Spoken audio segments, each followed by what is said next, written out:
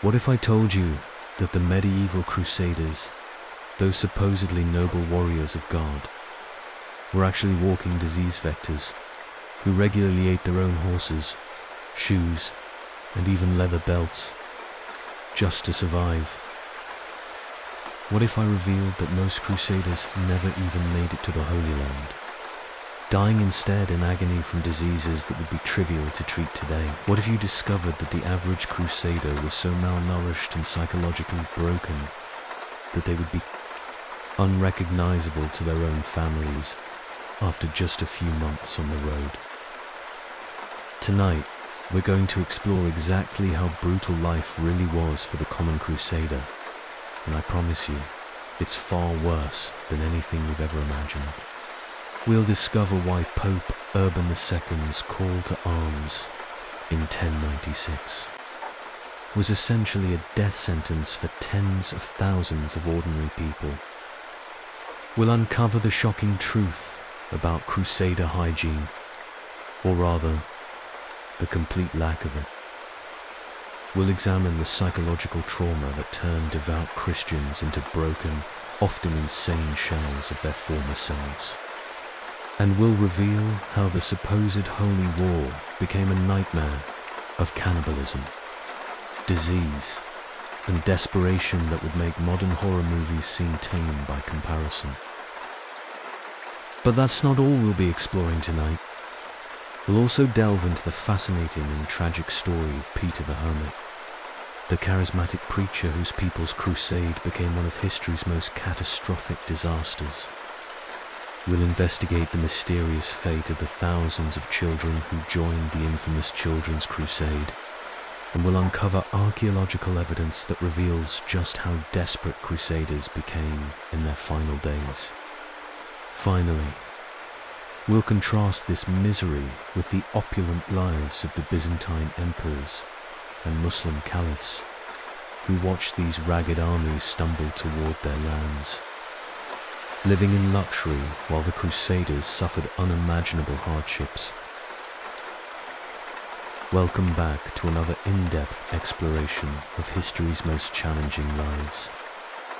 Before we begin tonight's journey into the brutal reality of medieval crusading, I want to check in with all of you. Where are you tuning in from tonight?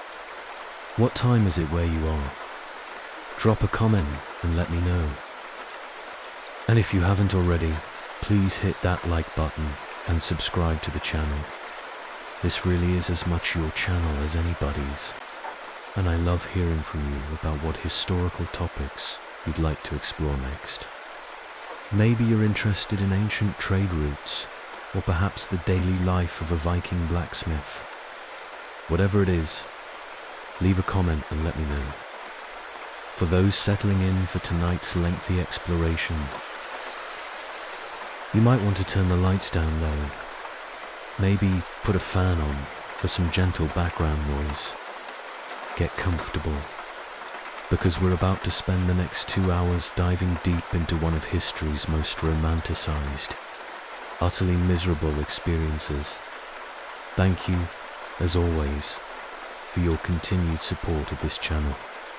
Your engagement and feedback mean everything. Tonight, we're peeling back the layers of myth and legend surrounding the medieval Crusades to reveal the absolutely horrific reality of what it meant to be a common crusader.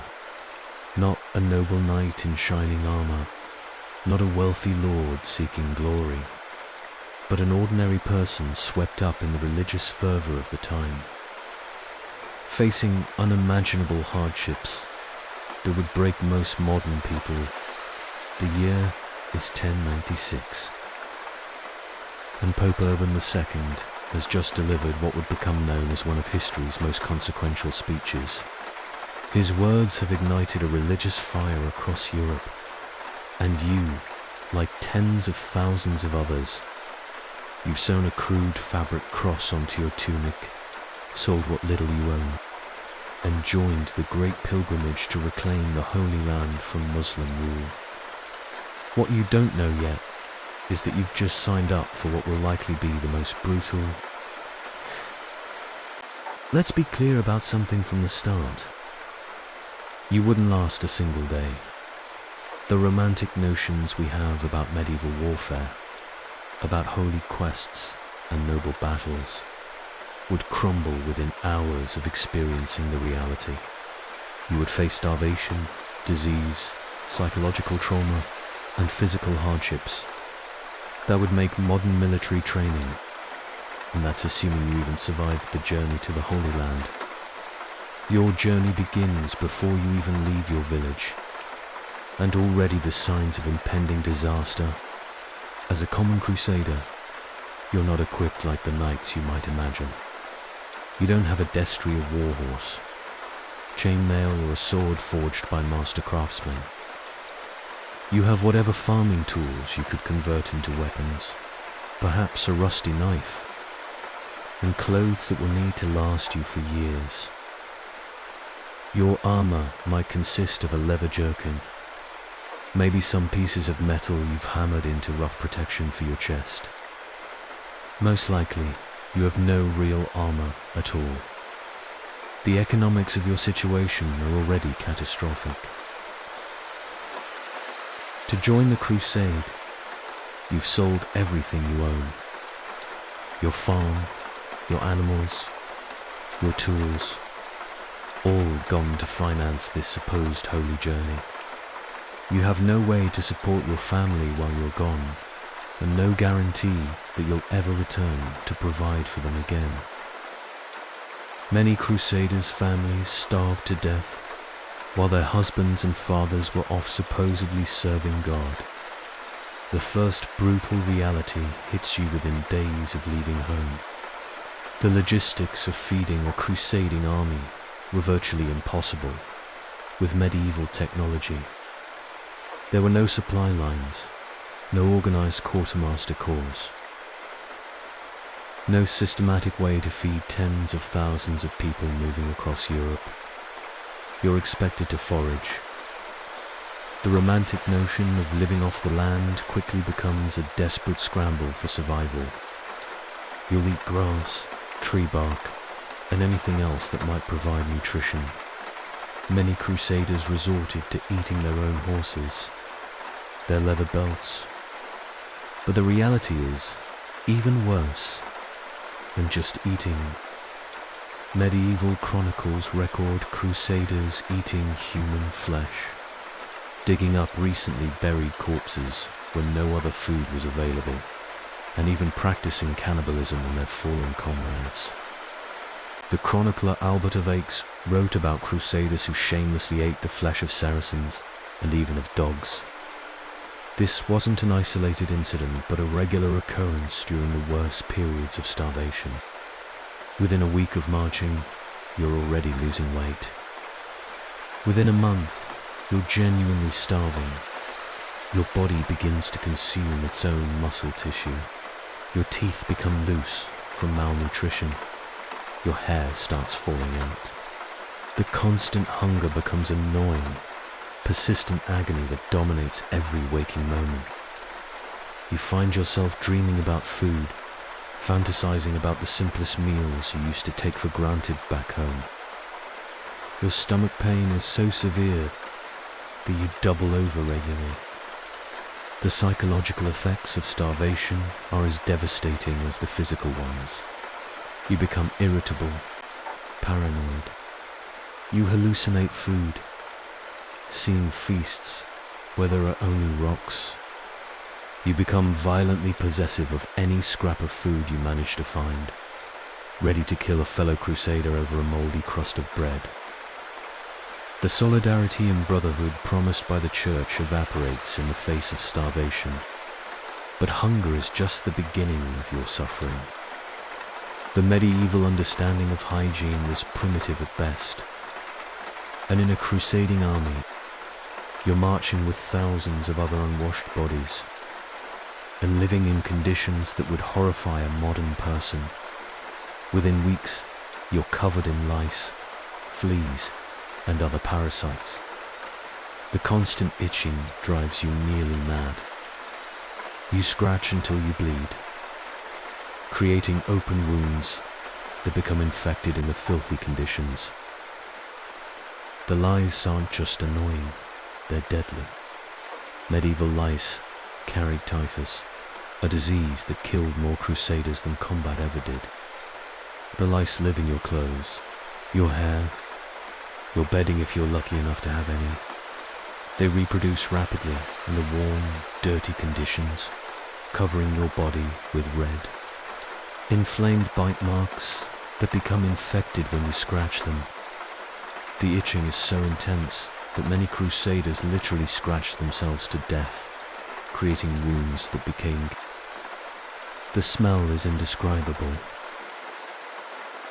Imagine the worst body odor you've ever encountered. Human waste, infected wounds, and dead animals. And you still wouldn't come close to the reality. The smell clings to everything. It gets in your nose, your mouth, your hair. It becomes part of you. There's no escaping it, no relief from the constant assault on your senses.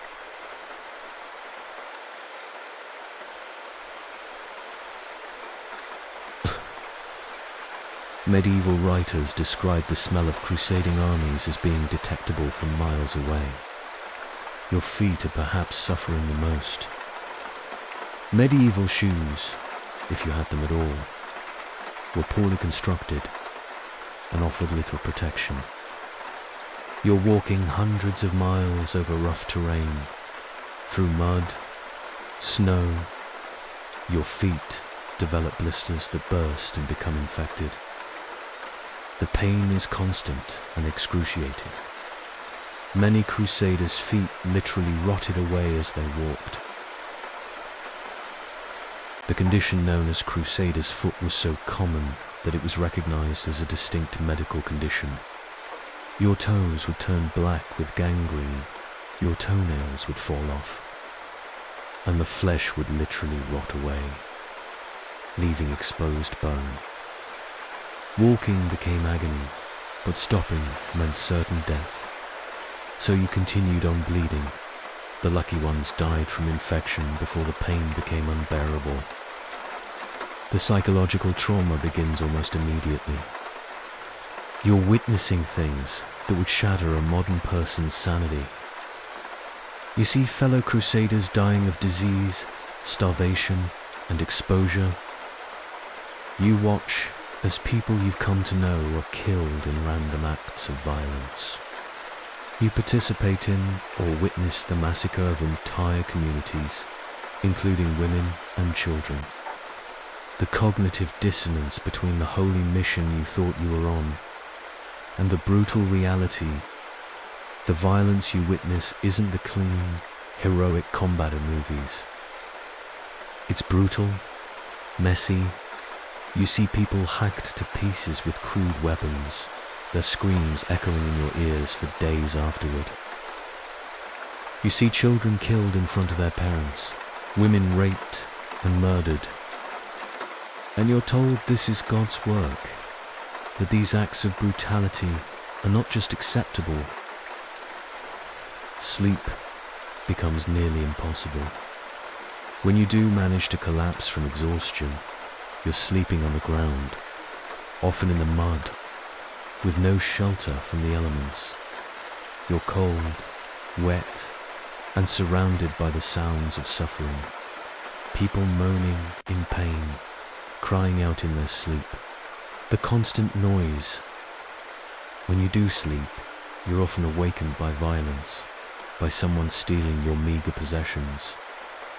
The nightmares are constant. You dream of the people you've killed, the suffering you've witnessed, the horrors you've participated in. You wake up screaming, covered in sweat, unable to distinguish between the nightmare and reality. Sleep, which should be a refuge from the daily horrors, becomes another source of torment. The weather becomes your enemy in ways you never imagined. In winter, you're marching through snow with inadequate clothing, no proper shelter. Frostbite claims fingers, toes, and sometimes entire limbs. The cold is so intense that it's physically painful. Your extremities go numb, then turn black, then simply fall off. In summer, you're marching under the scorching sun with no protection, dehydrating rapidly. The Mediterranean sun is particularly brutal for northern Europeans who have never experienced such heat. The temperature swings are extreme and deadly. You might be freezing to death at night and suffering heat stroke during the day. Your body can't adjust to these extremes, especially in your weakened state. Hypothermia and heat exhaustion kill thousands of Crusaders who never see a single battle. Disease spreads through the crusading armies like wildfire. Dysentery, typhus, cholera, and countless other illnesses that had no names in medieval times, but were no less deadly. You're constantly battling diarrhea, which in your weakened state can literally kill you. You're vomiting, feverish, and dealing with infections that modern antibiotics would clear up in days, but which in the medieval world, the dysentery is particularly horrific. You're constantly soiling yourself, unable to control your bowels. The smell of human waste is everywhere, mixing with the other odors to create a stench that would make a modern person vomit immediately. You're so weak from dehydration that you can barely stand, yet you must continue marching or be left behind to die. The violence you witness and participate in was beyond anything a modern person could imagine. Medieval warfare was brutal, personal, and horrific. You're not fighting with modern weapons at a distance, you're hacking at people with crude weapons. Getting covered in their blood, looking into their eyes as they die. The psychological impact of this level of violence, especially when you're told it's God's will, creates a trauma that follows survivors for the rest of their lives. You're using weapons you barely know how to handle, crude implements that are as likely to injure you. Your sword might be a sharpened farming tool, your armor scraps of leather and metal. In battle, you're terrified, confused, and completely unprepared for the reality of medieval combat. The person next to you might be killed by a crossbow bolt, spraying you with blood and brain matter. You might accidentally kill a fellow Crusader in the chaos, adding guilt to your already overwhelming psychological burden.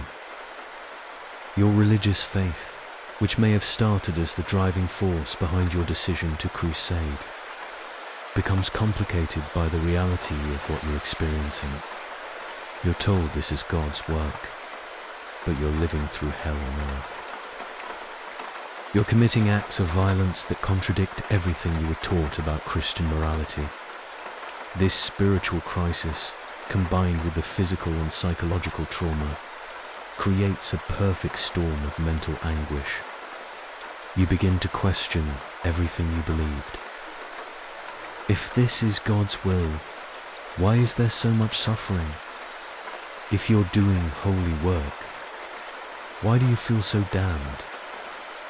Some Crusaders became religious fanatics, convinced that their suffering was a test of faith. Others lost their faith entirely, becoming nihilistic and brutal. Most fell somewhere in between, broken and confused. The social dynamics within the crusading army are toxic and dangerous. There's no real chain of command among the common Crusaders. No protection from abuse by those with more power. You're subject to random violence from your fellow Crusaders. Theft of your few possessions and exploitation by those who still have resources. The supposed brotherhood of the Crusade quickly devolves into a survival of the fittest mentality. Sexual violence is common and unpunished. Women who joined the Crusade whether as combatants or camp followers, are regularly assaulted.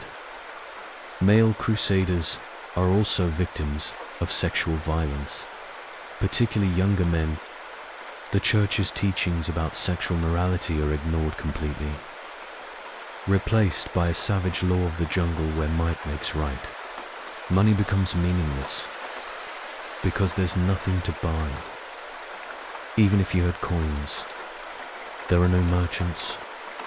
Your wealth is measured in things like a piece of bread, a drink of clean water, or a place to sleep. The economic systems you understood back home have no relevance in the brutal reality of the crusading march. The lack of proper currency leads to a barter system based on necessities.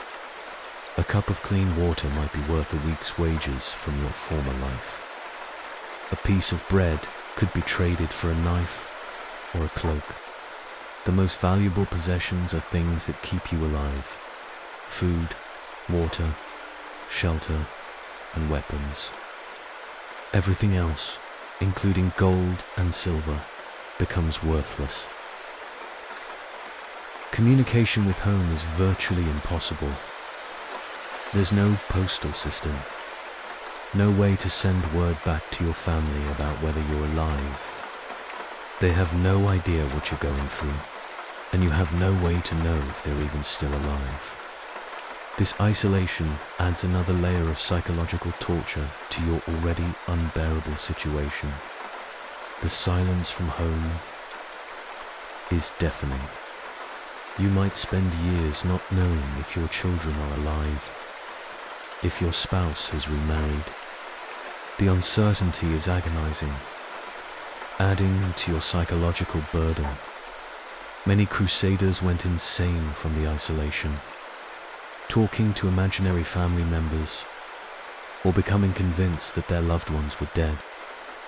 The medical care available to common crusaders was primitive and often more dangerous than the injuries themselves.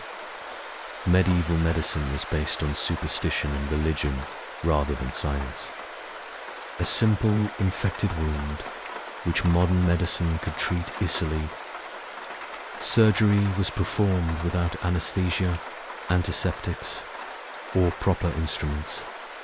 Many crusaders died from medical treatment rather than their original injuries. The doctors available to crusaders were often charlatans or religious figures with no medical training. They prescribed treatments like bloodletting, which weakened already sick patients, which did nothing to treat physical ailments. Wounds were treated with dirty bandages, infections were ignored, and broken bones were left to heal improperly, leaving survivors crippled for life. As weeks turn into months, you begin to realize that this isn't a temporary hardship that will end. The suffering isn't a brief trial before achieving glory. It's an endless cycle of misery. Many crusaders who survived the journey were so traumatized and broken by the experience, assuming they ever made it home. The psychological damage is permanent and severe. You've seen and done things that will haunt you forever. You've killed people, watched friends die, participated in massacres, and survived through acts that would have been unthinkable in your former life. Even if you physically survived the crusade, you'll never be the same person who left home years earlier. The leadership of the crusading armies was chaotic and often incompetent. Unlike modern military organizations with clear chains of command and systematic planning, different nobles lead different groups, often with conflicting goals and strategies. Common crusaders were caught in the middle of these power struggles, used as cannon fodder in political games. They couldn't understand. You have no idea what the overall strategy is, if there even is one. You're told to march in one direction, then another. You're ordered to attack settlements that pose no threat, then told to retreat from strategic positions. The leadership changes constantly as nobles die, abandon the crusade. You're a pawn in a game you don't understand, with rules that seem to change daily. By the time you've been marching for several months, if you're still alive, you're no longer the same person who left home. You're emaciated, diseased, traumatized, and quite possibly insane. Your body is broken. Your mind is shattered. You've become something that would be unrecognizable to your former self, transformed by suffering into a creature focused solely on survival. The physical transformation is shocking. You've lost so much weight that your clothes hang off your skeletal frame. Your hair has fallen out. Your teeth are loose or missing. Your skin. You walk with a shuffle, unable to lift your feet properly. Your hands shake constantly, and you have difficulty focusing your eyes. Anyone who knew you before would struggle to recognize you.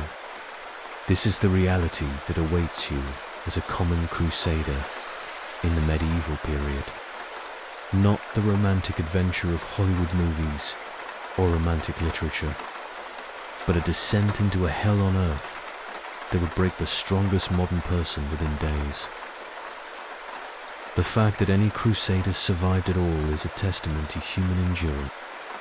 But for every one who made it back home, dozens died in agony along the way. The mortality rate among crusaders was staggering. Modern estimates suggest that between 75%, most from disease, starvation, and exposure rather than combat. The Crusades were essentially a mass suicide mission disguised as a holy war, sending hundreds of thousands of people to their deaths for political and religious goals. The journey to the Holy Land was just the beginning.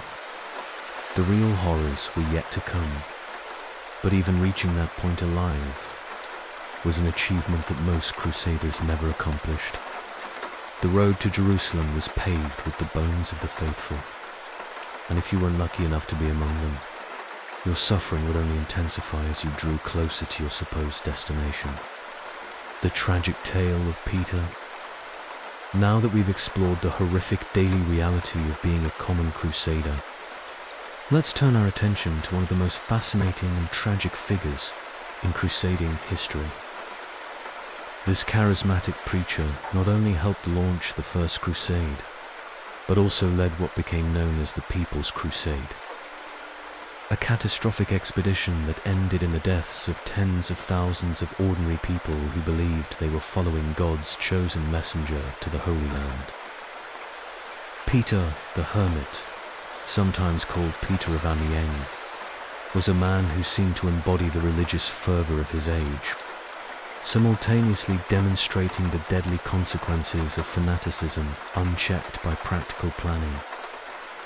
Standing barely 5 feet tall, with a gaunt face, marked by deep-set eyes that seemed to burn with inner fire, Peter was an unlikely candidate to become one of medieval Europe's most influential figures. Yet his story reveals how a single individual's charisma and conviction could mobilize hundreds of thousands of people.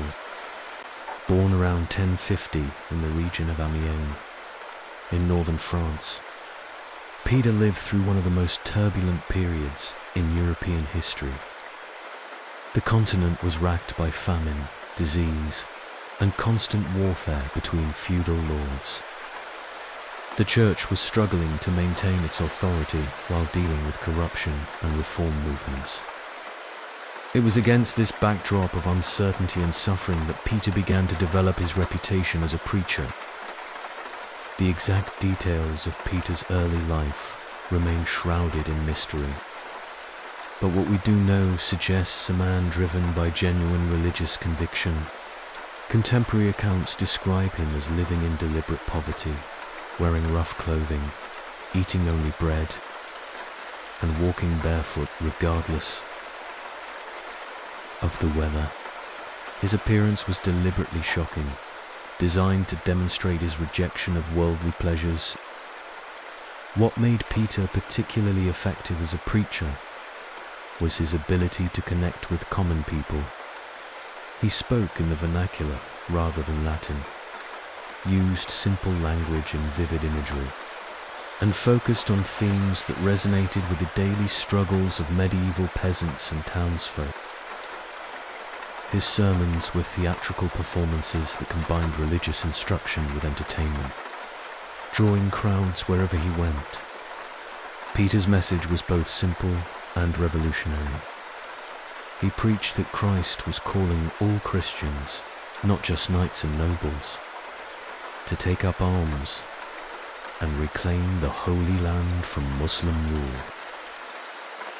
More importantly, he taught that this holy war would bring immediate spiritual benefits, including the forgiveness of all sins and guaranteed entry into heaven for those who died in the effort. For people living in desperate poverty, facing eternal damnation according to church teaching. The pivotal moment in Peter's life came sometime around 1095, when he claimed to have received a vision while praying at the Church of the Holy Sepulchre in Jerusalem. According to his own account, Christ himself appeared to Peter and commanded him to return to Europe to preach the crusade. Whether this vision was genuine religious experience, calculated fabrication, it transformed Peter from a local preacher into a figure of European significance. Peter's version of the crusading message differed significantly from Pope Urban II's carefully crafted call to arms. While the Pope had primarily addressed the nobility and emphasized the military aspects of the expedition, Peter focused on the spiritual and apocalyptic dimensions.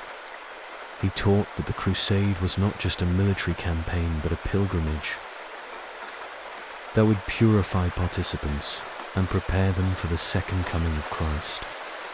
He preached that Jerusalem was the center of the world, the place where heaven and earth met, and that Christians had a duty to liberate it from infidel control. The response to Peter's preaching was extraordinary and terrifying. Everywhere he went, people abandoned their normal lives to follow him. Farmers left their fields unharvested. Craftsmen closed their shops, and entire families sold their possessions to join what they believed was a holy pilgrimage. The movement grew with frightening speed, taking on a life of its own that even Peter seemed unable to control. What made the People's Crusade particularly dangerous was its complete lack of organization or planning. Unlike the official crusading armies that would follow, Peter's expedition, no logistical support, and no clear strategy for reaching the Holy Land.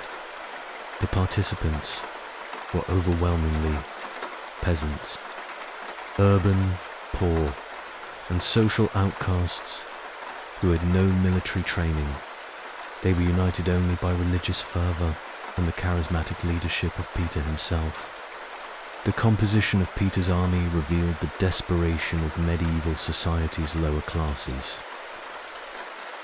Contemporary chronicles describe mothers carrying babies, elderly people, and children as young as 6 or 7 years old, marching with crude weapons. There were criminals fleeing justice, debtors escaping their obligations. Mixed in with genuine believers were opportunists, con artists, and fanatics whose interpretation of Christian doctrine was more violent than anything the church officially taught. As Peter's army grew to an estimated 40,000 to 60,000 people, it became a humanitarian crisis in motion. The expedition had no supply lines, no medical support, and no clear command structure beyond Peter's charismatic authority. The participants were expected to support themselves through begging, foraging, and divine providence. The reality was that they quickly became a wandering horde of desperate people who survived through theft, extortion, and violence. The first major disaster of the People's Crusade occurred before it even left Western Europe. As the massive group moved through the Rhineland, anti-Semitic violence erupted on an unprecedented scale. Peter's preaching had emphasized the evil of allowing infidels to control Christian holy sites, and his followers interpreted this to include the Jewish communities in their own regions. The massacres that followed were among the worst pogroms in medieval European history. Entire Jewish communities were destroyed in cities like Speyer, Worms, Mainz. Thousands of innocent people were murdered in the name of the same Christ who had preached love. The violence was particularly horrific because it often involved torture. Some Jewish families chose to kill themselves rather than face forced conversion. Peter himself appears to have been horrified by this violence and tried to restrain his followers. But his authority was insufficient to control the mob he had created. The anti-Semitic massacres revealed the dark side of religious enthusiasm unchecked by moral restraint. They also demonstrated how quickly a supposedly holy mission could degenerate. The People's Crusade continued eastward through Hungary and into the Byzantine Empire, leaving a trail of destruction and death in its wake. The Byzantine Emperor Alexios, the first Komnenos, was horrified by what appeared at the gates of Constantinople. Instead of disciplined soldiers, he faced a massive mob of desperate, diseased, and often violent people who seemed more like a barbarian invasion than a Christian army. The Byzantines' attempts to manage the crisis were complicated by cultural and religious differences. Eastern Orthodox Christians viewed Western Catholics with suspicion, and the behavior of Peter's followers confirmed their worst fears about Western barbarism. The Crusaders, for their part, were shocked by the wealth and sophistication which seemed to contradict their expectations of a world in desperate need of Christian liberation. Emperor Alexios quickly realized that the People's Crusade was more liability than asset. He provided minimal supplies and pressed Peter to move his army across the Bosphorus. The emperor's priority was getting these dangerous and unpredictable people away from his capital before they could cause more damage to his empire. The crossing into Asia Minor marked the beginning of the end. Once in hostile territory, the expedition's lack of military organization and discipline became fatal weaknesses. The participants were entering lands controlled by the Seljuk Turks, experienced warriors who had been fighting both Byzantines and other Muslim powers for generations. The contrast between the professional Turkish military and Peter's ragtag army could not have been more stark. The first Turkish attacks were devastating. The Crusaders had no coherent battle formations, no experienced commanders, and no effective weapons. Many of the participants had never been in combat before and fled at the first sign of danger.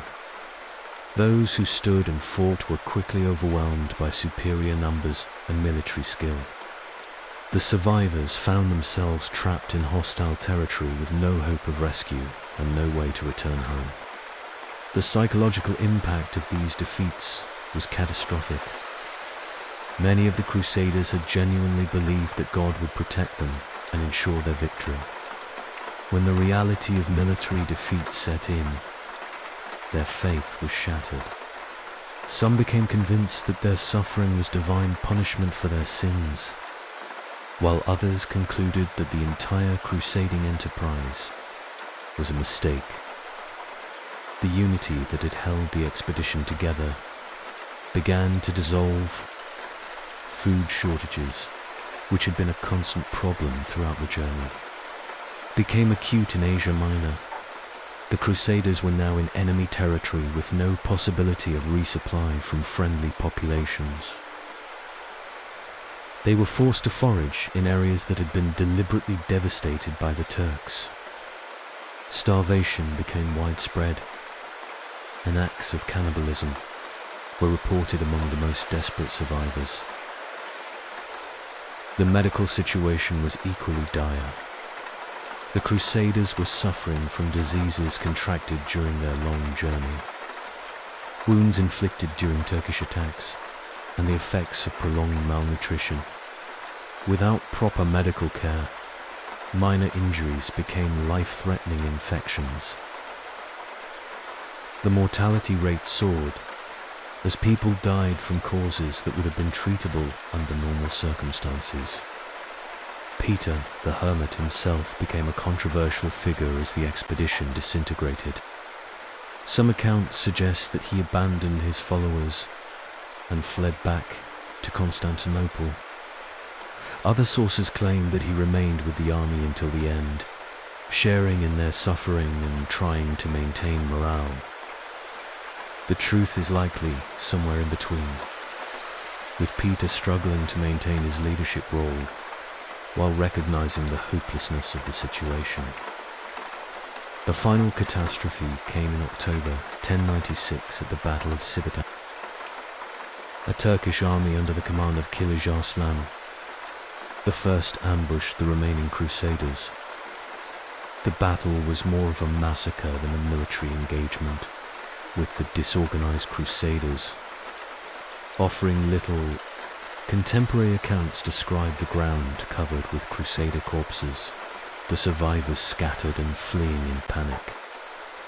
The few thousand survivors of the People's Crusade were eventually rescued by the Byzantine navy. Fewer than 3,000 survived the expedition. The mortality rate was over 90%, making it one of the most devastating military disasters in medieval history. The survivors were traumatized, impoverished, and often too ashamed to return to their homes. The failure of the People's Crusade had profound consequences for the subsequent crusading movement. It demonstrated the importance of military organization. It also revealed the dangers of religious enthusiasm unchecked. The official crusading armies that followed, though they would face their own share of disasters. Peter, the Hermit's personal fate, after the disaster, was somewhat surprising. Rather than disappearing into obscurity, he managed to rehabilitate his reputation. He served as a chaplain and advisor to the noble commanders, using his experience and knowledge of the route to help the subsequent expedition avoid some of the pitfalls that had destroyed his own army. The psychological profile of Peter the Hermit reveals a complex individual. His genuine piety and concern for the poor were admirable, but his lack of practical judgment and inability to control his followers led to catastrophic consequences. He was a man who could inspire thousands to follow him, but could not provide the leadership necessary to keep them alive. The legacy of the People's Crusade was largely negative, remembered more as a cautionary tale. It demonstrated how religious fervor could be, manipulated by charismatic leaders, and how ordinary people could be convinced to abandon their rational self-interest in pursuit of spiritual goals. The expedition also revealed the anti-Semitic undercurrents in medieval Christian society and the ease with which religious enthusiasm could be turned. The chroniclers who wrote about Peter and his crusade were generally critical, portraying him as a well-meaning but dangerously incompetent leader who led his followers to destruction. Later historians have been more sympathetic, recognizing the genuine religious motivation behind the expedition. Modern scholarship has emphasized the social and economic factors that made so many people willing to abandon their homes for an uncertain adventure. The story of Peter the Hermit and the People's Crusade illustrates the broader themes of the crusading movement, the power of religious ideology to motivate extraordinary action, the importance of practical planning and organization, and the tragic consequences when good intentions. It serves as a reminder that individual charisma and collective enthusiasm, however genuine, the participants in the People's Crusade were not villains or fools, but ordinary people responding to what they believed was a divine call. Their willingness to sacrifice everything for their faith was admirable, even if their judgment was flawed. Their suffering and death were real and tragic, deserving of remembrance. The expedition also highlighted the complex relationship between different branches of Christianity. As the cultural and religious differences between Western and Eastern Christians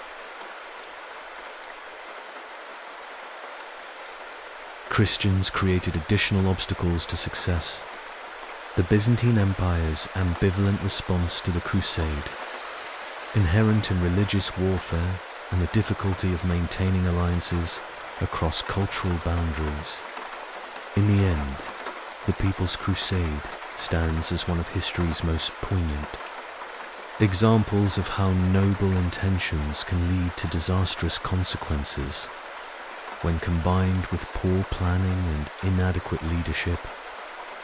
Peter the Hermit's story reminds us that charisma alone is not enough to overcome the practical challenges of organizing and leading large groups of people in dangerous situations. The thousands who died following him were victims, not just of Turkish swords, but of a system that valued religious enthusiasm over practical wisdom. The mystery of the Children's Crusade and archaeological revelations of Crusader desperation.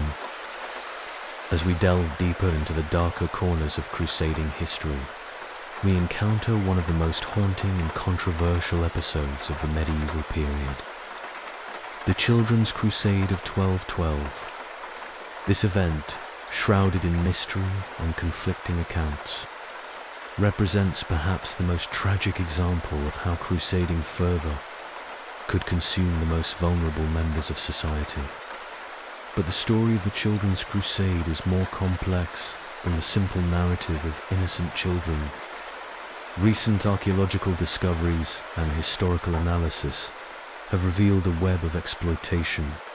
The events of 1212 began with two separate movements, one in France and one in Germany, both led by charismatic young preachers who claimed divine visions calling them to liberate the Holy Land.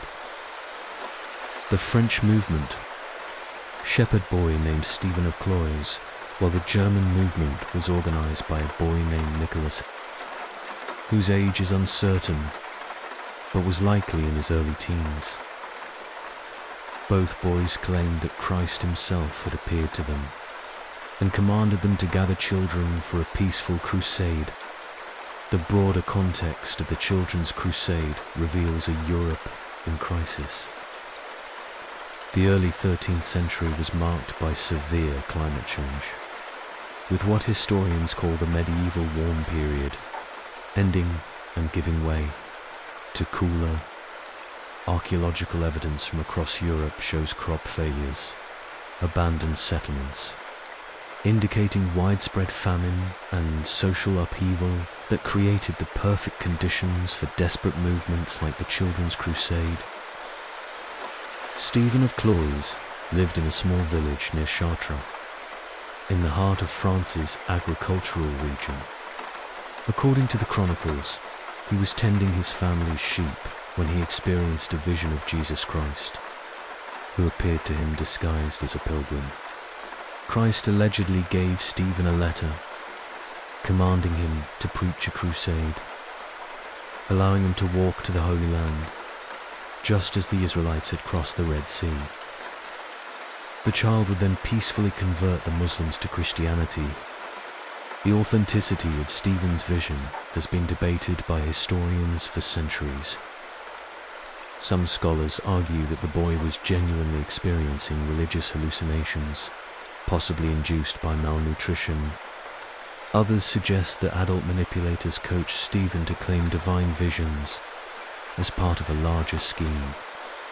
Archaeological evidence from Stephen's village shows signs of severe economic hardship during this period, including malnutrition indicators and skeletal remains, which supports the theory that desperate conditions may have contributed to the boy's visions. The story of Stephen's visions spread rapidly through the French countryside. Aided by the boy's remarkable charisma and the powerful appeal of his message. In an age when infant mortality was high and children were often treated as miniature adults, the idea that God would choose children for a special mission resonated deeply with medieval religious sensibilities. The concept of innocent children succeeding where corrupt adults had failed aligned perfectly with Christian teachings about the purity of youth. Contemporary accounts describe Stephen as possessing an almost supernatural ability to move audiences. Witnesses reported that crowds would weep uncontrollably when he spoke, that sick people claimed to be healed by his presence, and that his words had the power to convince parents to let their children join his movement. Modern psychological analysis suggests that Stephen exhibited characteristics of what we might now recognize as charismatic leadership. Within weeks of Stephen's first public preaching, thousands of children were abandoning their homes to join his movement. The composition of this army was not limited to small children, as the name suggests. Contemporary accounts describe participants ranging from young children to teenagers. Many were from the lowest social classes, including street children, orphans, and young people from desperately poor families who saw the crusade as an escape from their circumstances. Archaeological excavations at medieval village sites from this period have revealed disturbing evidence of the social conditions that made the children's crusade possible. Mass graves containing the remains of children and infants show signs of severe malnutrition, suggesting that many families were already desperate before the crusade began. The discovery of abandoned homes and workshops indicates that entire communities were disrupted by the movement. The psychological dynamics of the children's crusade revealed disturbing patterns of manipulation. Stephen and his followers employed sophisticated recruitment techniques, including public preaching, miraculous claims, and emotional appeals that targeted the most vulnerable members of society. The movement promised participants not only spiritual rewards. For many young people living in desperate circumstances, the crusade offered hope for a better life. The recruitment process was particularly insidious because it specifically targeted children who were already marginalized or vulnerable. Street children, orphans, and young people from abusive homes were especially susceptible to the Crusade's promises. The movement also attracted children from families facing economic ruin, who saw the Crusade as either a spiritual solution to their problems or a way to reduce the burden on their families. Fewer mouths to feed. The French children's march toward the Mediterranean was a disaster from the beginning. Like the People's Crusade before it, the expedition, the participants were expected to survive through begging and divine providence, but the reality, many children died from exposure, starvation, and disease before they even reached the coast. Others were exploited by adults who saw them as easy targets for robbery. Archaeological evidence from the route taken by the French children provides horrifying details about their suffering. Excavations at medieval sites along the path have uncovered MASS graves containing the remains of children and young adults from the early 13th century. Analysis of these remains reveals signs of malnutrition so severe that growth was stunted. Teeth were lost, and bones showed evidence of diseases caused by vitamin deficiencies. Many skeletons also show signs of violence, including healed fractures and cut marks that suggest the children were victims of robbery and assault. The journey south through France was marked by increasing desperation and disillusionment. The promised miracles failed to materialize. The children's faith was tested by harsh realities. And the expedition began to fragment, as participants either died. Contemporary chronicles describe scenes of children begging for food in towns and cities, being turned away by authorities, and dying on the streets from exposure and starvation. The psychological trauma experienced by the child Crusaders was severe and lasting.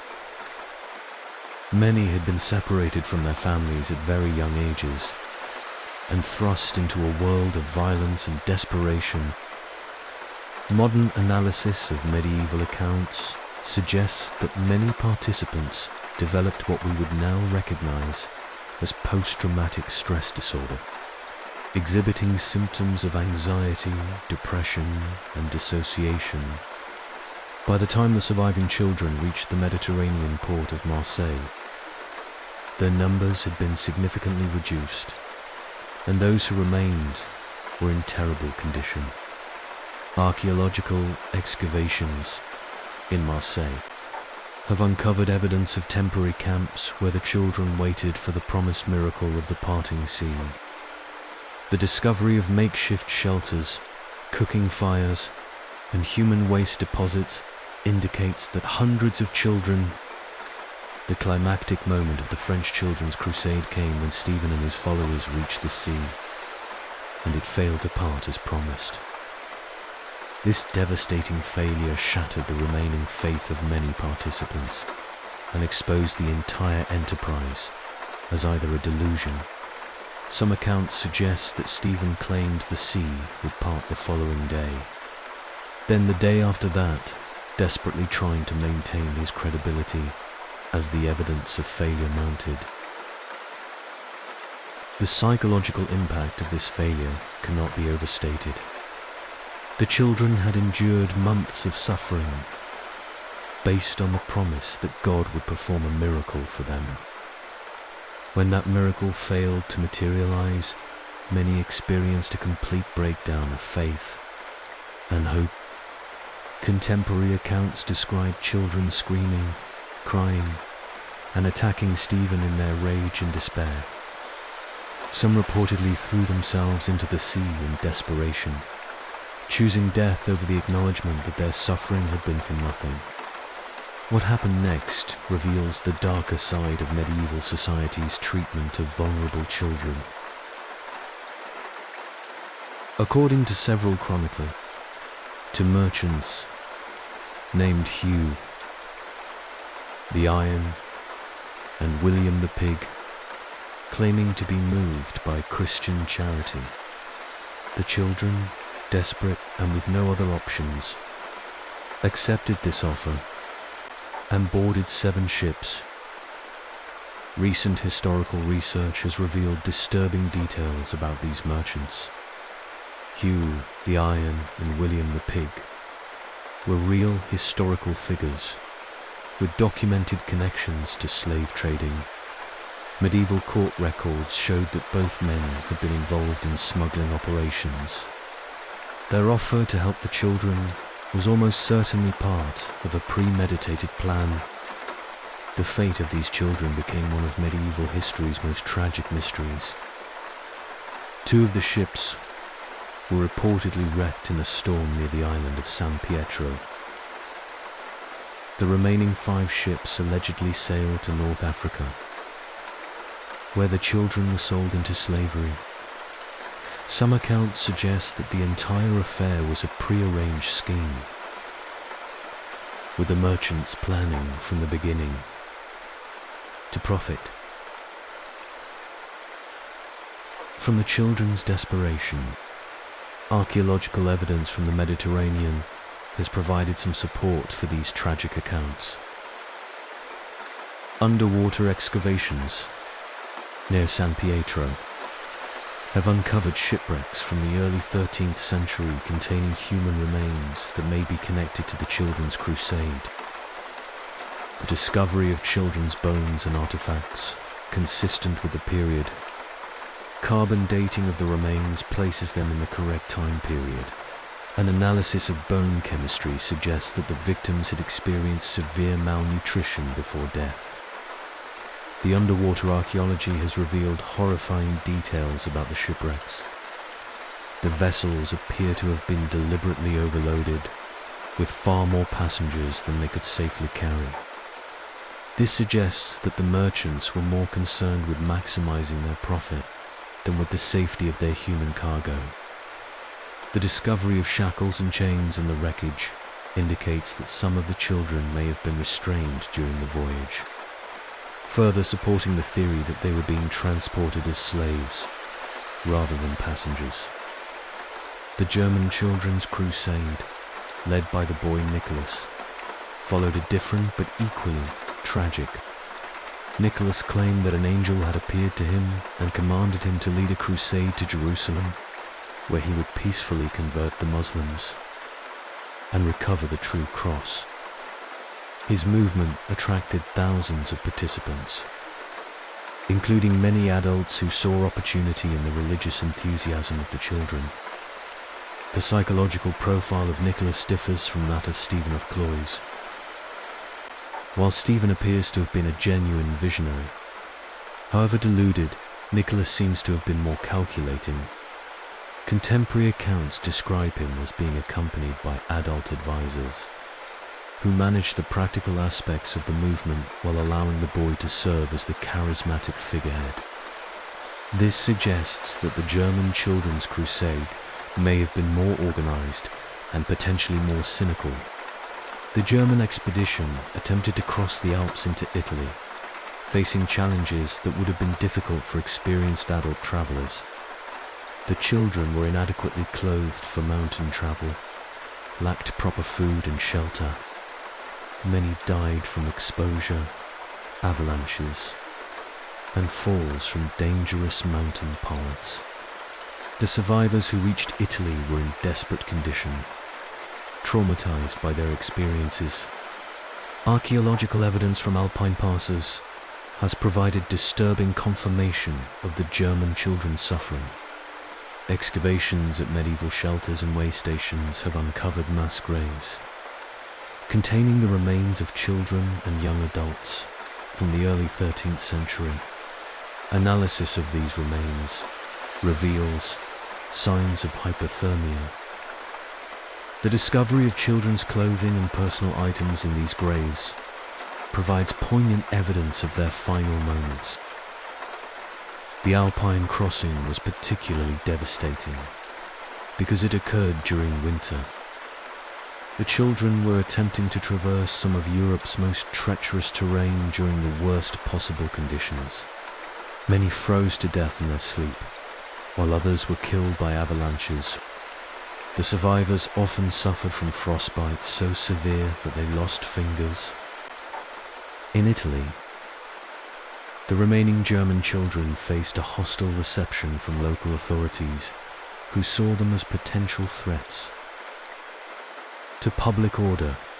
Some were arrested as vagrants, others were forced into labor, and many simply disappeared into the general population of urban poor. Nicholas himself reportedly reached Rome and met with Pope Innocent III, who allegedly praised the children's devotion but released them from their crusading vows. Few ever made it back to Germany. The fate of Nicholas after his meeting with the Pope is unclear. Some accounts suggest that he was arrested and executed for leading the disastrous expedition. The most likely scenario is that he was quietly eliminated by authorities who wanted to prevent any further disruption caused by his continued presence. The adults who had manipulated him may have seen him as a liability once the expedition failed. The archaeological record provides disturbing evidence of the suffering endured by these child crusaders. Excavations at medieval sites along the routes taken by both expeditions have uncovered mass graves containing the remains of children and young adults from the early 13th century. Analysis of these remains reveals signs of malnutrition and violence that confirm the chronicler's accounts of the expedition's tragic consequences. The bone analysis reveals particularly disturbing details about the children's final days. Many skeletons show evidence of diseases that would have been easily preventable with proper nutrition and care. Scurvy, rickets, and other vitamin deficiency diseases were common, indicating that the children were surviving on grossly inadequate diets. The presence of parasites in preserved intestinal remains suggests that they were drinking contaminated water and eating food that was already spoiled. Recent archaeological work has also revealed evidence of the broader context of desperation. Excavations at medieval village sites from the early 13th century show signs of severe economic hardship, including evidence of crop failures, malnutrition, and social disruption. The period was marked by climatic changes that reduced agricultural productivity, leading to widespread famine and social unrest that may have contributed to the appeal of the crusading message. The climate data from this period reveals a perfect storm of environmental disasters that would have made life unbearable for much of Europe's population. Tree ring analysis shows that the years leading up to 1212 were marked by unusually cold temperatures and excessive rainfall that destroyed crops across northern Europe. Ice core samples from Greenland confirm that this was a period of significant climate change that would have had devastating effects on medieval agriculture. The mystery of the Children's Crusade, beyond the immediate fate of the participants, to questions about the broader social and economic forces that made such an event possible. Modern historians have debated whether the movement was primarily religious in nature, or whether it represented a form of social protest by the medieval under. The participation of adults alongside children suggests that the social dynamics of the Children's Crusade reveal disturbing patterns of exploitation that extend far beyond the immediate participants. Archaeological evidence suggests that the movement was supported by a network of adults. The discovery of temporary camps, markets, and other infrastructure along the routes indicates that some adults were systematically following the children and exploiting their needs for food, shelter, and other necessities. Archaeological evidence from Crusader sites in the Holy Land has revealed additional insights into the desperation of medieval crusaders. Excavations at Antioch, one of the major Crusader strongholds, have uncovered evidence of severe food shortages and medical crises that affected both military. The discovery of makeshift graves containing the remains of crusaders who died from disease and starvation. Medieval chronicles. The examination of Crusader remains has revealed details about their diet, health, and living conditions that complement. Many skeletons show signs of malnutrition, including stunted growth, dental problems. The prevalence of injuries, both healed and fatal, indicates the constant violence. Toothwear patterns suggest that Crusaders were often eating extremely coarse food, including grass, bark, and other materials that would normally be considered. Perhaps most disturbing are the archaeological findings that suggest cannibalism among desperate Crusaders. Excavations at several Crusader sites have uncovered human bones that show cut marks consistent with butchering for food. These findings support the chronicler's accounts of Crusaders resorting to eating human flesh during the worst periods of starvation. The physical evidence makes the written accounts of cannibalism more credible and horrifying. The cut marks on human bones found at Crusader sites are particularly revealing. Forensic analysis shows that the bones were processed in the same way as animal bones, with evidence of systematic butchering that suggests the cannibalism was not random acts of desperation, but organized efforts to maximize the nutritional value of human remains. The discovery of cooking fires containing human bone fragments indicates that the flesh was prepared and consumed in group settings. The mystery of the Children's Crusade also involves questions. Archaeological evidence from Mediterranean ports suggests that slave trading was a significant economic activity during the crusading period, providing a context for the accounts of children being sold into slavery. The discovery of slave markets and holding facilities in ports, Marseille and Genoa, indicates that the infrastructure existed to support the trafficking of captured Crusaders. The slave trade infrastructure was extensive and sophisticated.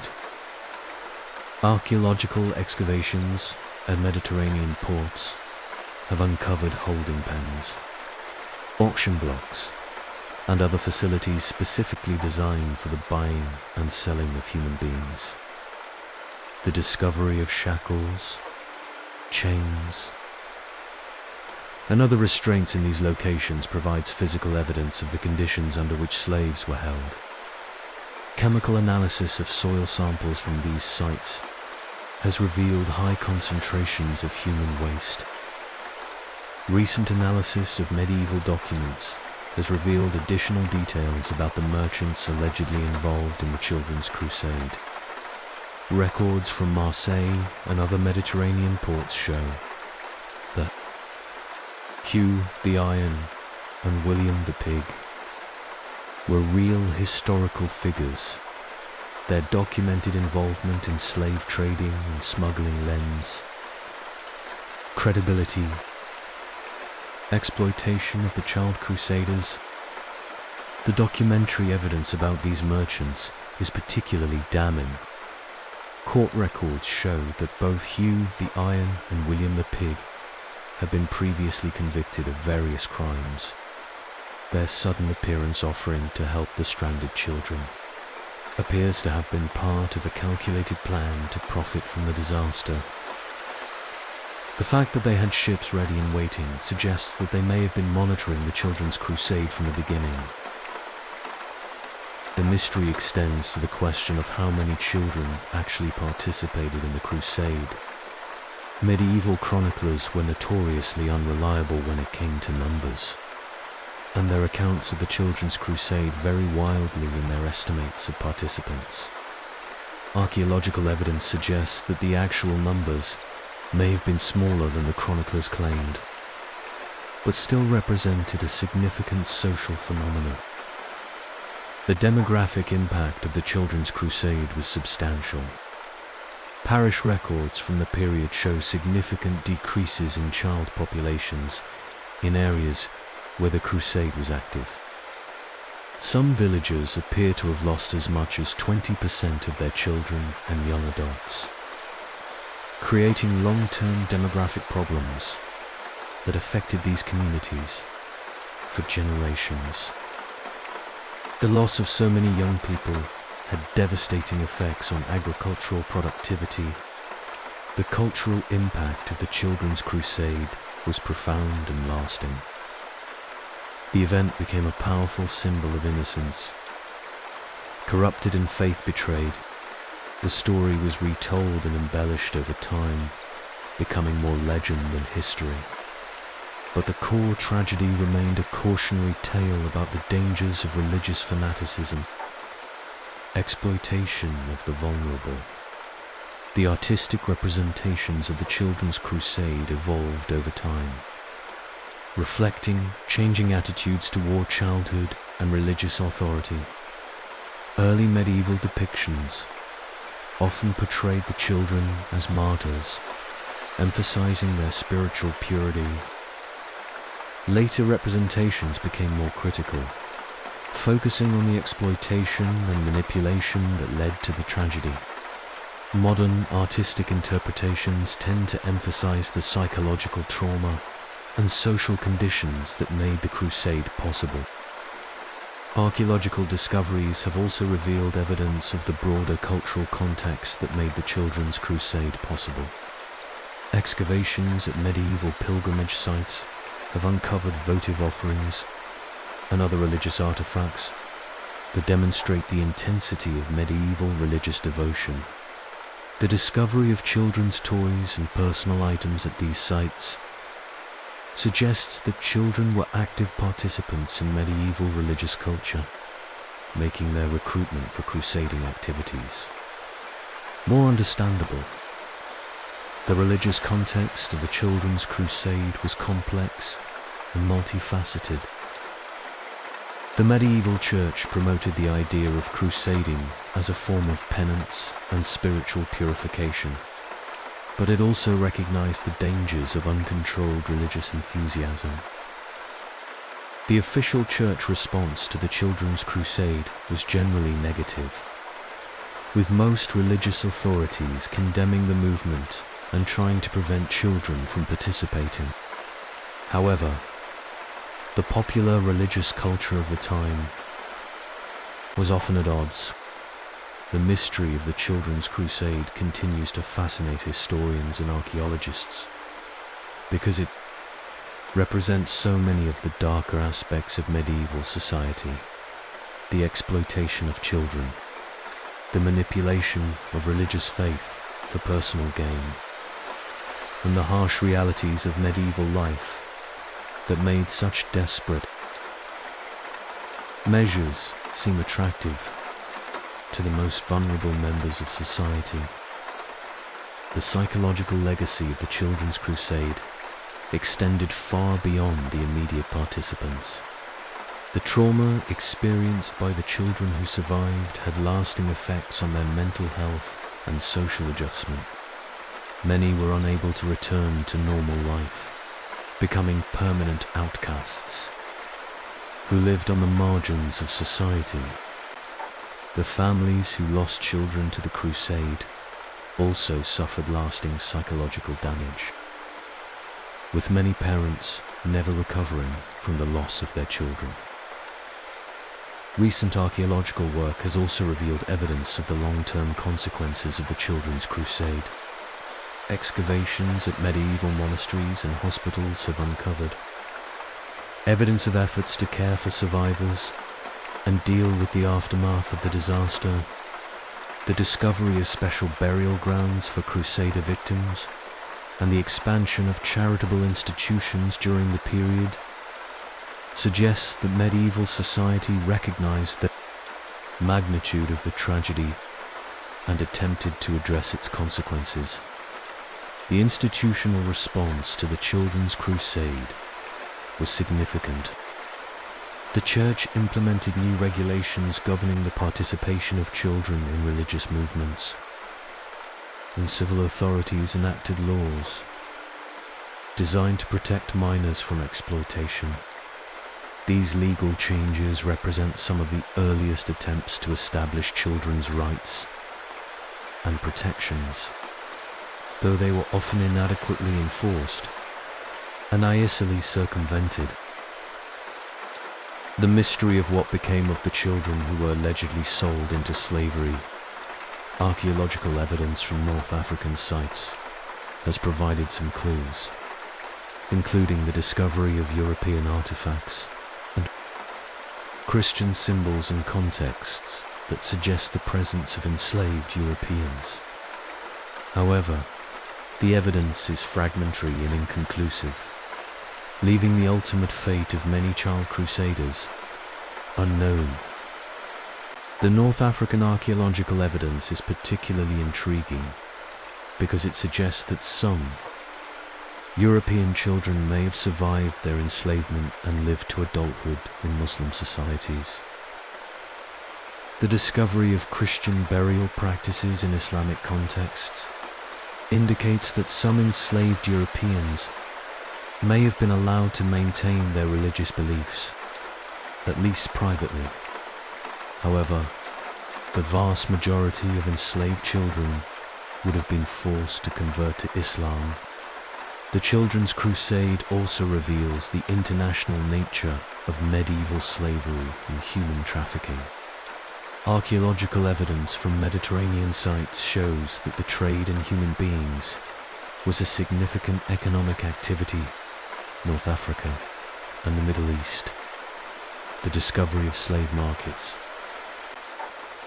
holding facilities, and transport infrastructure indicates that the system for exploiting vulnerable people was well developed and profitable.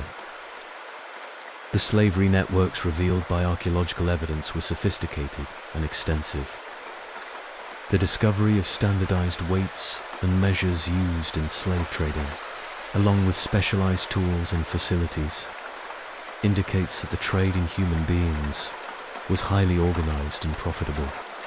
The presence of goods from across the Mediterranean world at slave trading sites suggests that enslaved people were valuable commodities that were traded alongside other luxury goods.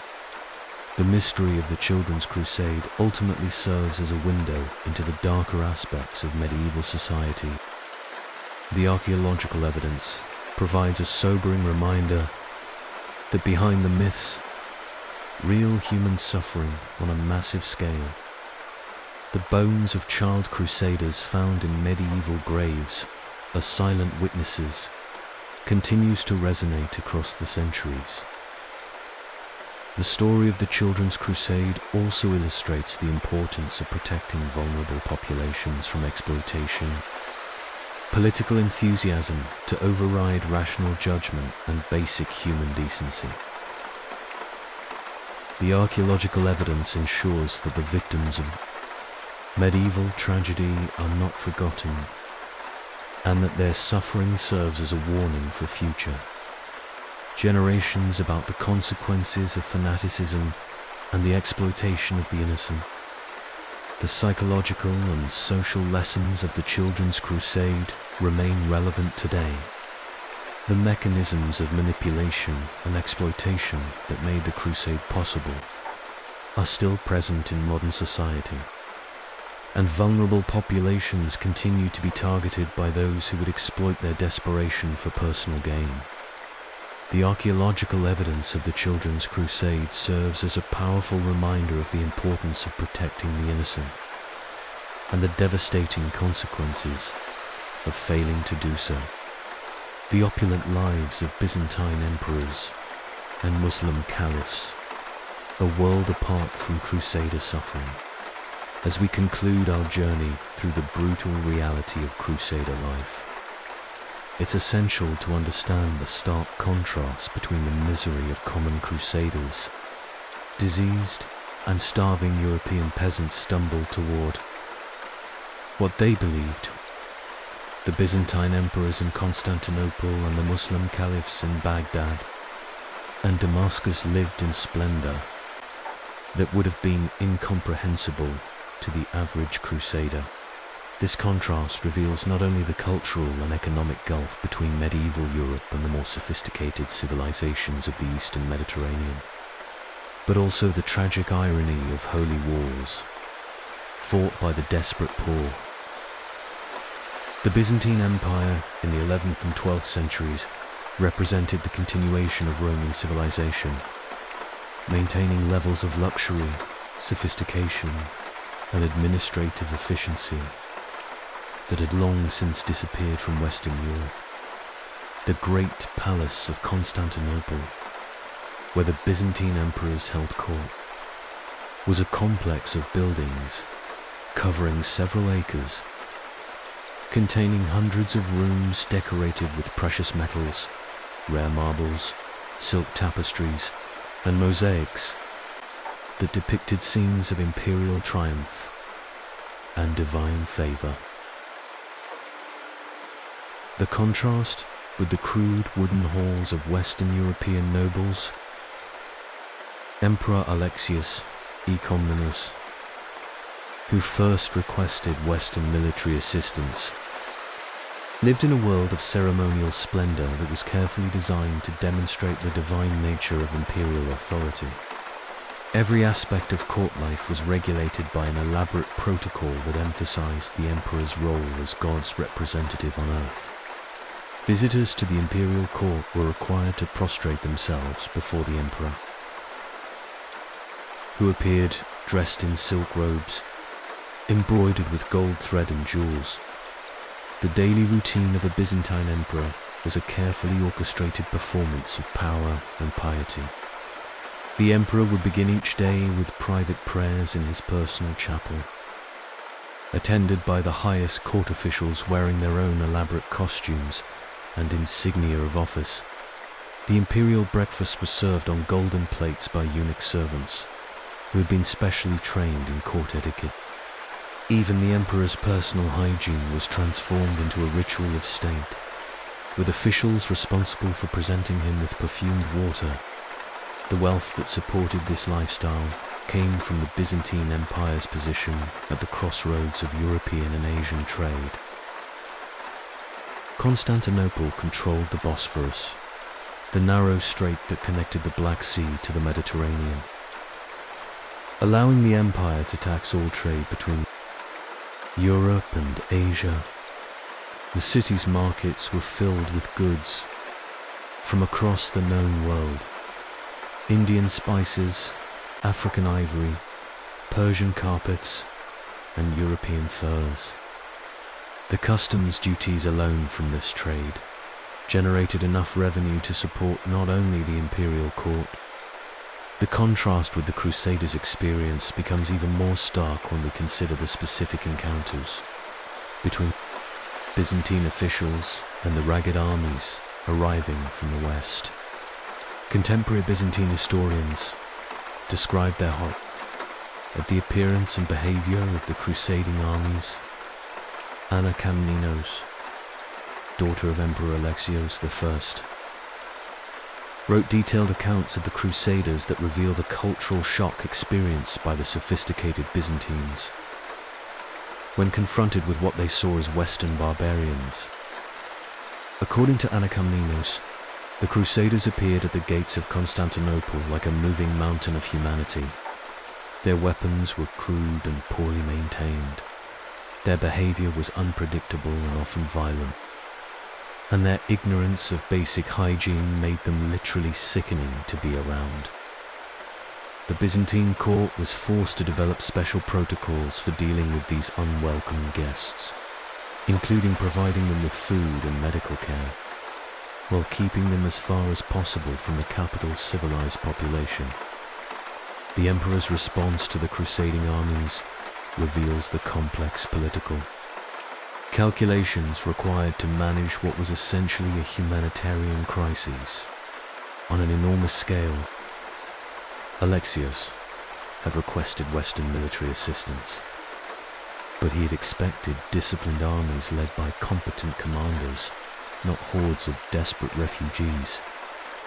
The arrival of the People's Crusade under Peter the Hermit was particularly problematic, because these crusaders had no military value, but required enormous resources to feed and manage. The imperial solution was to transport the crusading armies across the Bosphorus into Asia Minor. This required a massive logistical effort that demonstrates the administrative efficiency of the Byzantine state. The empire maintained a fleet of ships specifically for transporting large numbers of people, along with the crews, supplies, and infrastructure necessary to move armies across the strait. The fact that the Byzantines could organize and execute these operations while dealing with multiple crusading armies. The imperial palaces where these decisions were made represented the pinnacle of medieval luxury. The great palace complex included not only the emperor's private apartments, but also reception halls that could accommodate thousands of guests, private chapels decorated with precious stones and religious relics, libraries containing thousands of manuscripts, and workshops where the finest artisans in the empire created objects of extraordinary beauty. The emperor's private apartments were particularly lavish, featuring rooms with floors made of precious marble, walls covered in silk tapestries depicting scenes from classical mythology and Christian history, and ceilings decorated with gold leaf and precious stones arranged in complex geometric patterns. The imperial bedroom contained a bed made of ivory and gold. Even the emperor's toilet facilities were luxurious, featuring running water, perfumed soaps, and silk towels. The contrast becomes even more pronounced when we consider the intellectual and cultural life of the Byzantine court. While most crusaders were illiterate peasants who had never traveled more than a few miles from their birthplaces, the Byzantine emperor was surrounded by scholars, philosophers, historians, and theologians who represented the highest intellectual achievements of their age. The imperial library contained copies of classical Greek and Roman texts. The emperor himself was expected to be not only a military commander and political leader, but also a scholar and patron of the arts. Many Byzantine emperors wrote books, composed poetry, and engaged in theological debates.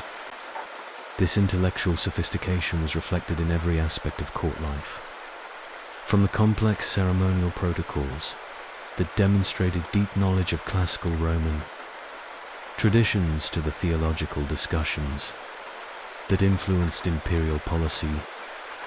The daily routine of court life included intellectual activities that would have been incomprehensible to most crusaders.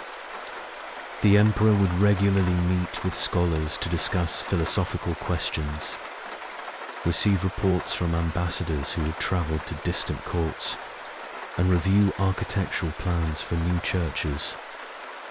The imperial court functioned as a center of learning and culture that attracted scholars and artists. Known world. The wealth that supported this lifestyle was not limited to trade revenues. The Byzantine Empire maintained sophisticated agricultural systems in Asia Minor and the Balkans, along with manufacturing centers that created luxury goods for export. The empire's gold mines in Armenia and its control of silver mining, which was accepted throughout the Mediterranean world as a guarantee of value and purity. The Islamic world that the Crusaders encountered was equally sophisticated and wealthy, though organized along different lines than the Byzantine Empire. The Abbasid Caliphate in Baghdad, despite being in political decline by the time of the Crusades, still maintained levels of luxury and cultural achievement that far exceeded anything available in Western Europe. The Caliph's palace complex in Baghdad was even larger than the Great Palace in Constantinople, featuring gardens, libraries. The Fatimid Caliphate in Cairo represented another center of wealth and sophistication.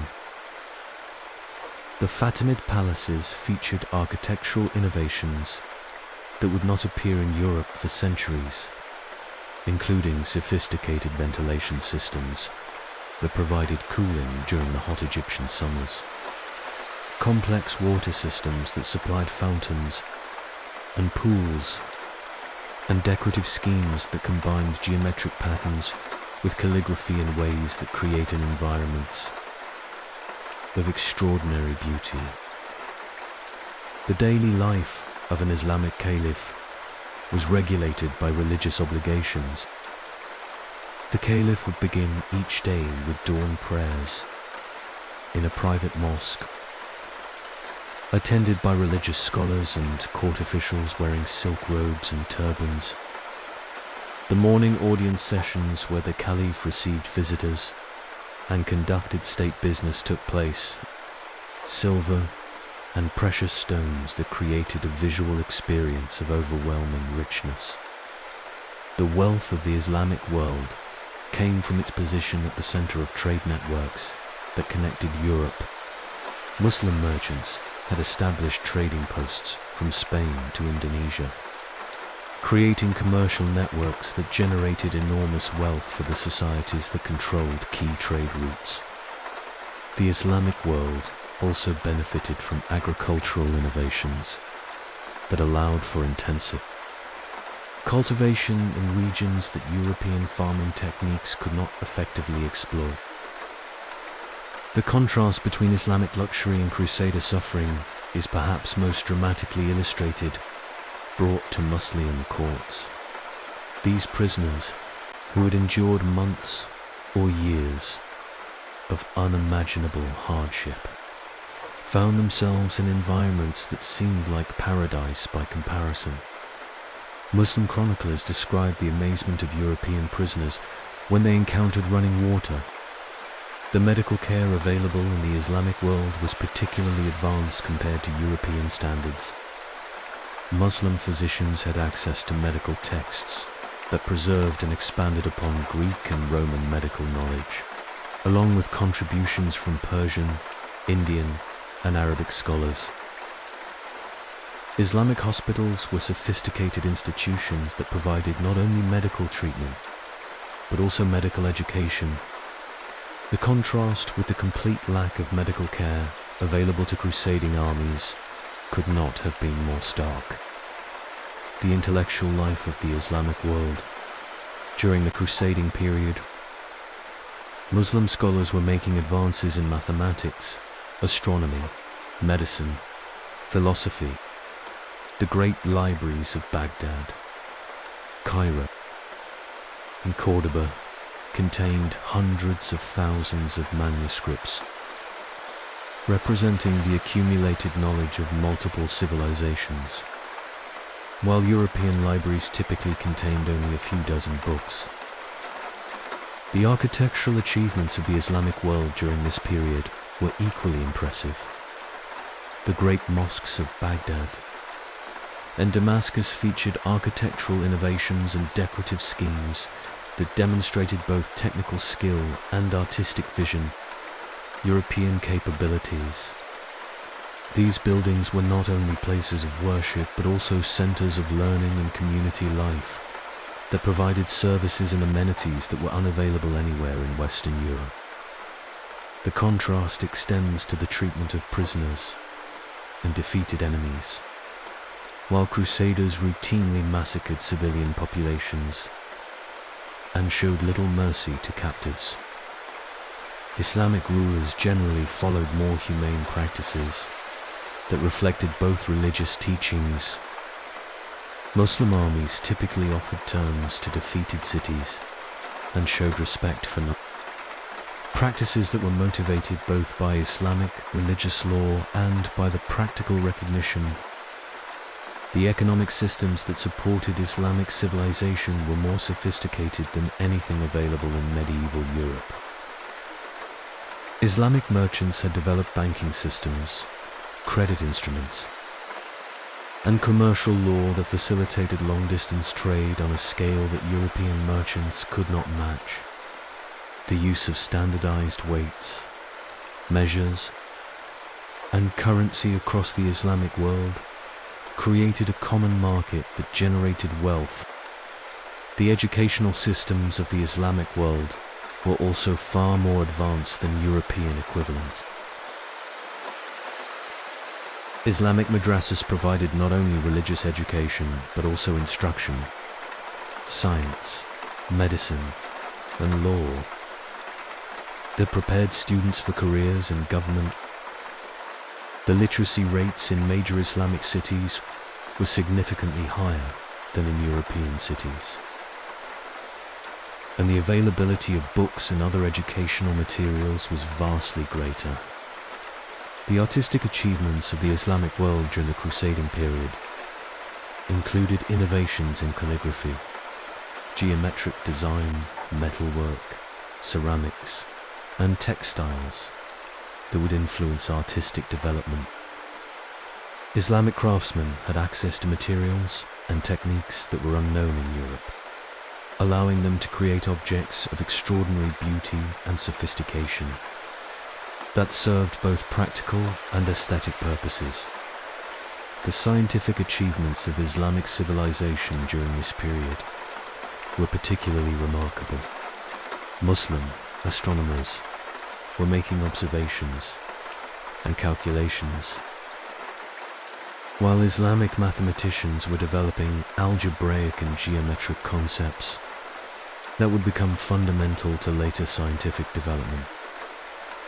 Islamic physicians were performing surgical procedures and developing medical treatments that would not become available in Europe for centuries. The agricultural systems of the Islamic world were more productive than European equivalents. Crop rotation and the introduction of new crops from Asia and Africa. Islamic farmers had access to a wider variety of food crops than European farmers, allowing for more diverse and nutritious diets that supported larger and healthier populations.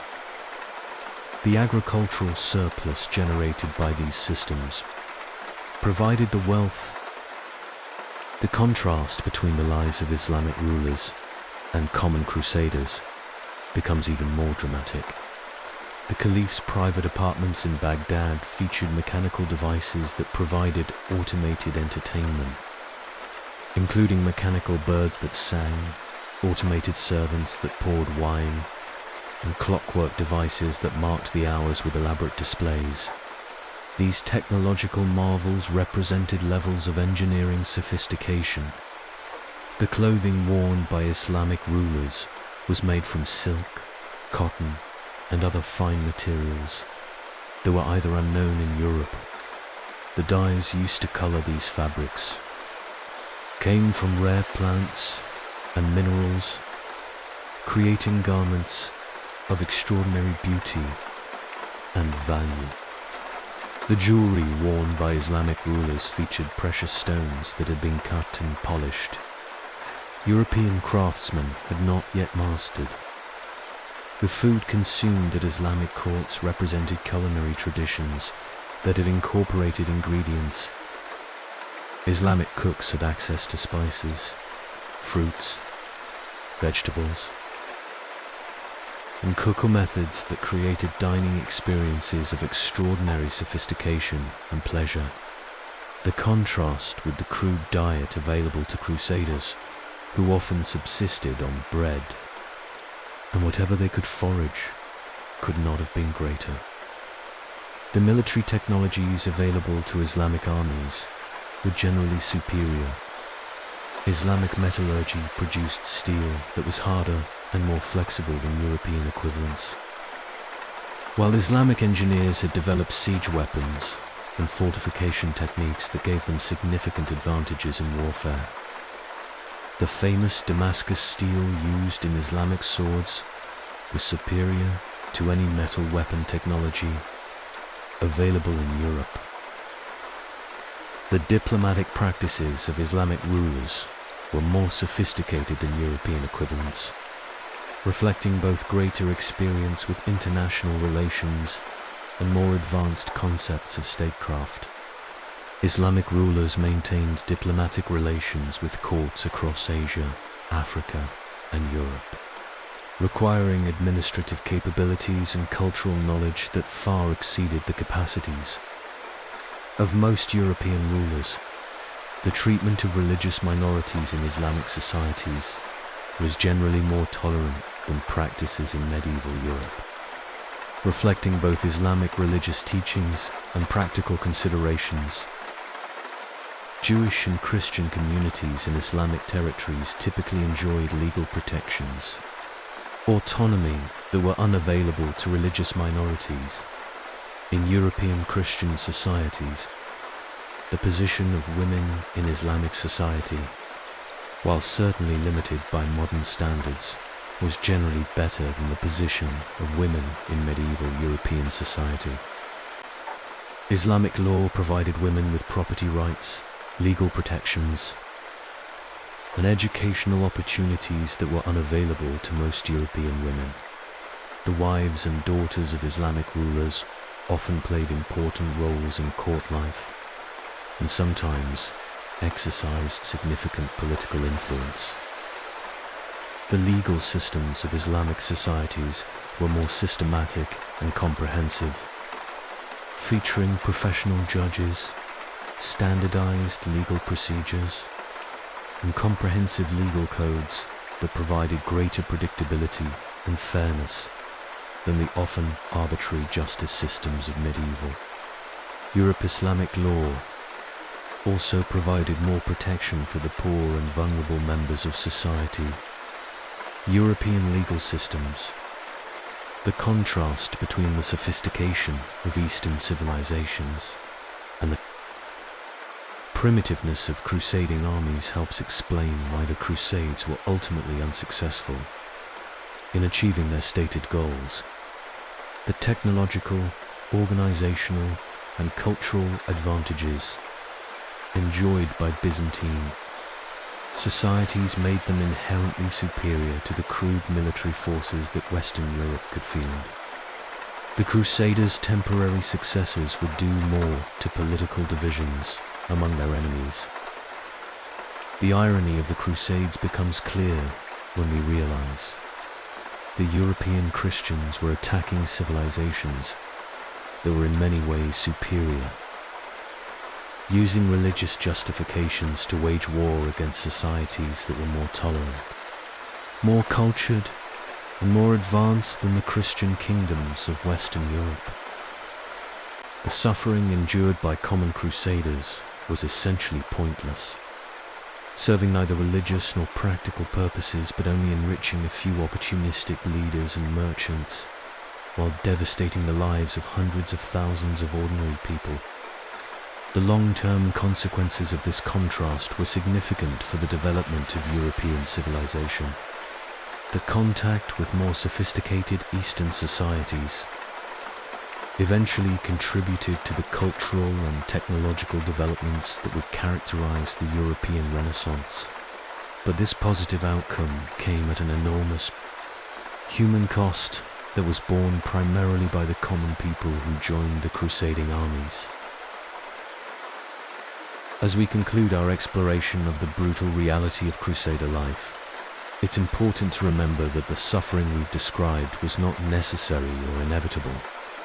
The contrast with the sophisticated civilizations of the Byzantine Empire and the Islamic world shows that alternative ways of organizing society were available, and that the misery endured by common crusaders was largely the result of political and religious choices made by leaders who were themselves often ignorant of the consequences of their actions. The archaeological evidence we've examined throughout this exploration provides a sobering reminder. The bones of crusaders found in medieval graves, the evidence of cannibalism, the mass graves of children who died following charismatic leaders, all serve as warnings about the dangers of allowing ideology.